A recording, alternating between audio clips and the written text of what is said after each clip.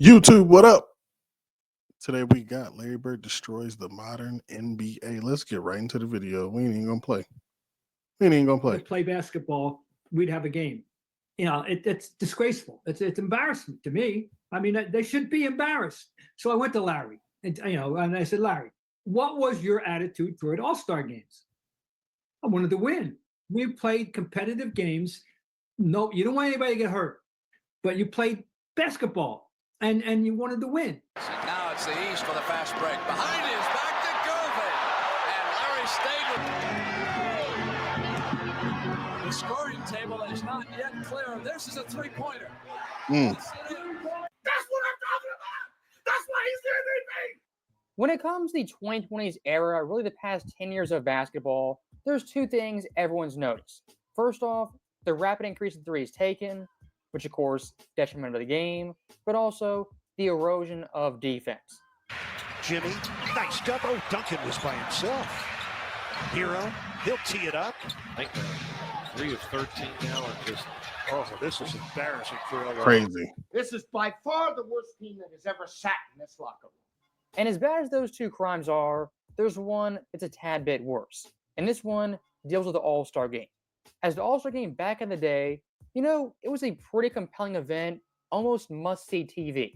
Then the late 2010s kind of declined, and now in the 2020s, it's a glorified shoot-around and basically unwatchable. In front of this building, that's how much he has meant to the state of Indiana in basketball. Put up 2 of them. I mean, Reggie, gold medal, MVP. For Towns, Halliburton, go get it. Ew. 205 points. I can't watch anymore. And look, I'll give Steph Curry credit, one of the few superstars who takes initiative, cares about fans. This guy, he wants to revitalize the All-Star game, reinvigorate it with a new format. I think it's like a round-robin tournament.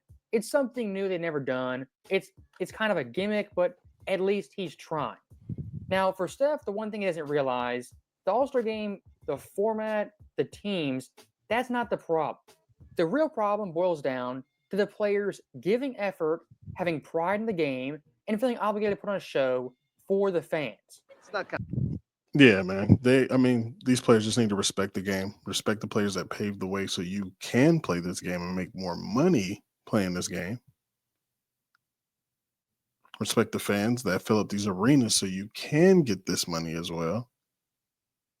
And just give a little more effort. You know what I'm saying? We're not asking how to play like it's the playoffs, but a little more effort would be nice. That's it. And I watched the All-Star game, and it was the game part, and it's just me being honest and unbiased. So the games were interesting. They definitely played harder. They for sure played harder.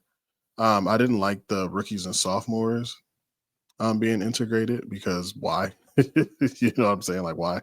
I see why they put them in because no team, none of these vets want to lose to some snotty-nosed kids. You feel me? But way too many breaks. Way too many breaks in between. We just need to go back to the old format, and they just need to play with some effort. Like, that's literally it. Play with some effort. Now they're all crying about, oh, we should have did it like this. I didn't like this. I didn't like this. Y'all the reason he changed the format. Look in the mirror. Y'all did this. Take accountability, man. Y'all did this. Complicated. And ask yourself, what does that mean? Does that mean play no defense, have wide open dunks, take 50-foot threes? No, that's not what it means. Entertaining basketball still involves defense. Are we asking for Game 7 level defense? Of course not.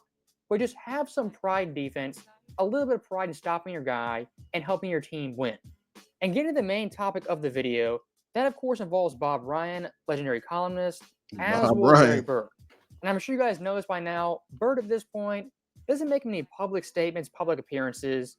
So when he says something, people really listen.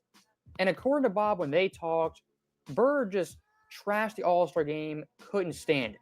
And last year's All-Star game, of course, was in Indiana. And according to reports, Bird actually gave a pep talk at, I think, the pregame, told the guys to play hard, show out for his home state. And of course, what do? They make a mockery of the game, don't take it seriously. It was a trash event, the worst All-Star game to date. And what I wanted to do very thoroughly was contrast Bird's era, his first All-Star game, versus the current era in the 2020s. And looking at Bird's era, I wasn't expecting this, but they interviewed the players pregame, talking about the importance of the All-Star game and what it meant to them as individuals. Well, it means a lot to be selected as All-Star. I think it means a lot because you're considered maybe one of the best players in the league or close to it. So I think if I just go out and play the best I possibly can, I deserve to be here. That's why I'm here, just have a lot of big fun and really try to win the game and enjoy it. I think that is one of the greatest achievements and greatest thrill of any basketball player, on the professional level, to play in an All-Star game. This is my 12th. Well, I think the All-Star game is about showing the fans the finer points of the game. Yo, Kareem looked like a deer in the headlights. He looked like he was startled or something. Like, what the heck? What's up with Kareem? Of any basketball player, on the professional level, to play in an All-Star game. This is my 12th. Well, I think the All-Star game is about showing the fans the finer points of the game, the things that they appreciate in what you play and what you do that they really enjoy. So I think it's time for us to come here and show the people what we can do. So stopping those clips right there, the only word I can think of is refreshing. Hearing players talk like that, nowadays, if you hear someone talk like that, you're blown away. Back then, kind of the standard of the bar, the lowest requirement possible for an NBA superstar. I don't care which era you like the most, the 80s, the 90s, the current era, even the 70s, I could care less. But you gotta at least admit the current era, they're liking this mentality, this attitude when it comes to the All-Star game and just the game in general. And like Bob Ryan said in the intro, you're not trying to kill someone, take their head off on an All-Star game, but you're still playing basketball and trying to win. It's at least competitive, semi-competitive, and in the fourth quarter, it really ratchets up. For a lot of the modern-day players, the All-Star game, I just think they're flat out scared to get embarrassed and scared to be that one guy who's actually trying. And of course, back in the day, everyone was trying, and the one guy who stuck out like a sore thumb was the dude not trying. Now, speaking of giving effort and trying, here's the halftime score of this game from 1980. What an offensive show we had here in the first half of this 30th annual NBA All-Star Game. We're tied at 64. When I heard 64-64, I was absolutely blown away. That for today's NBA during the regular season is a halftime score of a lot of these games. And for an All-Star game, it's like the first quarter, early second quarter type score. Back then, it was the halftime score. And the sad thing watching this game from the 80s, I mean, it's way superior to the current All-Star game, but even compared to the NBA games in the regular season, the defensive effort, even the offensive energy, it's semi-comparable. And looking at some current-day NBA scores, the day I'm making this video is December 2nd, 2024. So looking at last night's scores from Sunday, here's the games at halftime that are most notable. Pacers-Grizzlies, 68-62. Raptors-Heat, also low 60s. Rockets-OKC, same thing. Kings-Spurs, a tad bit higher. Then Mavs-Blazers, 61-58. That is halftime scores for modern-day NBA games. Compared to All-Star games 40 years ago, it's comparable in the score and defensive effort. The biggest problem for the NBA product right now in 2024, their games during the regular season, they're becoming games like at the All-Star game. It's just threes, layups, very little defense, and that's all you get. Kicks it out. The Bridges three. Driving kick. Johnson is open. Titles as an assistant. One with ball. Back out. Pick and pop. Got him the year. Wasn't quite holding the follow through. Watch it. Simmons, shot clock winding down. Over Williams. Air ball. Johnson, look for the open man. Keon Johnson is in. Can't hit the three. Rough. I mean, that right there is an actual NBA game that rivals last year's All-Star game, the least competitive All-Star game to date. And I know I'm being redundant, but I want to hammer this point home. Let's do a blind comparison. Last year's All-Star game versus a primetime NBA game from last week. Here's the first 11 shots from both those games. Game on your left, 10 threes, 1 2-pointer. Game on your right, 5 threes, 5 2-pointers. Looking at that play-by-play data, I'm sure you figured it out. On your left, Suns versus Lakers, the primetime game, and on the right, the All-Star game. I am shocked. Shocked. Yo, that's ridiculous. That is ridiculous. Wow. Well, not that shocked.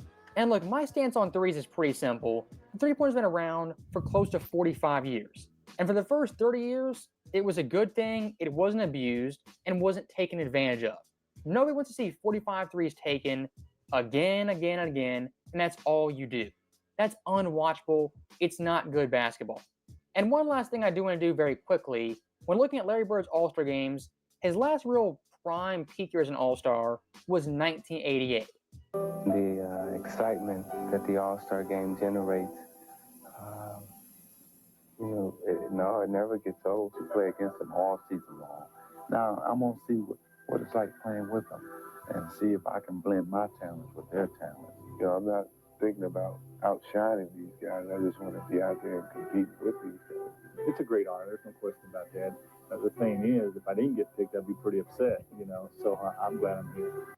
So stopping the interviews right there, just like 1980, grateful for the... They just cared more.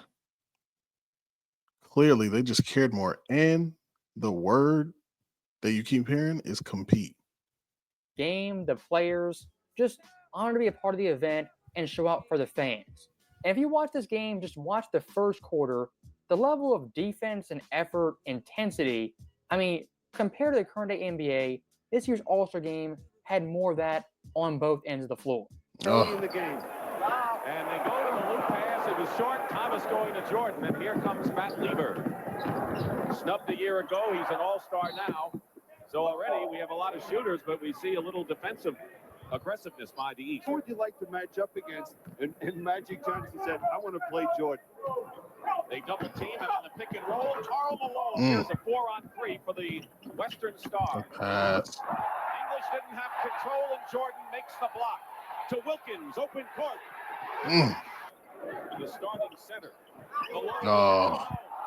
Blocked by Akeem. He got a piece of the ball from behind. Great defensive play by Olajuwon. Now, stopping that right there, I'm not cherry picking anything. That is the first quarter, the first 5 minutes of the first quarter, and there's that many great defensive plays by both teams. Not cherry picking in the slightest. And look at the final score of this game. It was 138-133, which is a pretty decent score for an All-Star game. Now, that score, it's telling for a couple of reasons.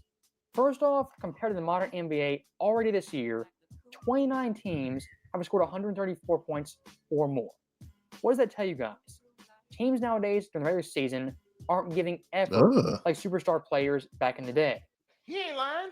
Like I said earlier regarding Steph Curry trying to revamp the All-Star game, it's a valiant effort. But what it comes down to is the players actually caring, having passion for the game, and with respect for the fans. Somewhere from the 1980s till now, that respect, that connection fans to players, it was lost. When it happened, I don't really know. But here's one thing I do know. If these trends continue, if the NBA keeps going downhill, fans keep getting alienated more, this game in the 2030s into the 2040s, not going to be in a great spot. So that right there is the end of the video, and I'll say one last thing. Larry Bird's first All-Star game as a rookie, 1980. In that game, there were a total of 6 threes taken.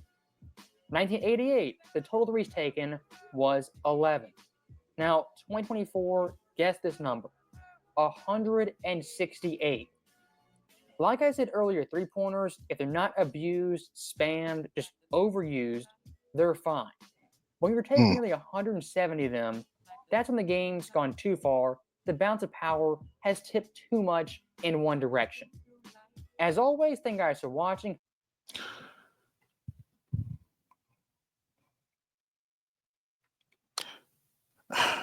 Just give effort. Play hard. Y'all make a lot of money. Too much money. And the fans pay a lot of money to see y'all. Just play with some effort, man. I'm Coach Wiz. I'm out of here. Another great video from Uncut Hoops. Let me know what y'all want to see next.